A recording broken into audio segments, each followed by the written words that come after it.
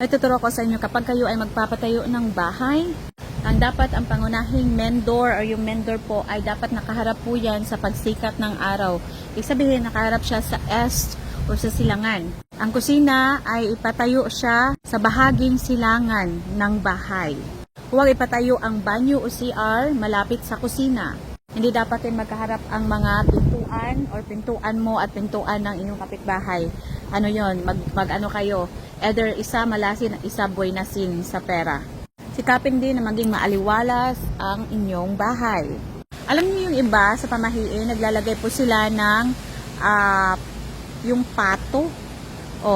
Kasi kung maglagay ka ng barya, inggit po. Every time na may aakyat sa iyong pera o biyaya sa iyong buhay, kainggitan ka ng kapwa mo or lalo-lalo yung neighborhood mo. So yung iba naglalagay ng lumot at saka yung pinapaduguan nila ng pato or yung bibi ba. Tapos pinakamaganda, isang mata, isang bibig, pangamay, at saka kapinansyel, ang inyong ilagay, cotton balls, at saka orchids. And niyog na isang mata at isang bibig. Kung gusto mo, anti-inggit lahat, baunan mo ng pundasyon mo, bawat pundasyon mo ng sili at asin ang bahay mo. Or kung gusto mo maging matalino lahat ng buong pamilya ninyo nakatira dyan, baunan mo ang gitna or sa pundasyon mo ng itatayo mong bahay ng lumang libro or dictionary. So again, kung gusto mo kontra-inggit at saka mga negatibo ang bahay mo, bawat pundasyon na igagawa mo sa bahay mo, lagyan mo ng sili at asin. Proven yan. Follow for more.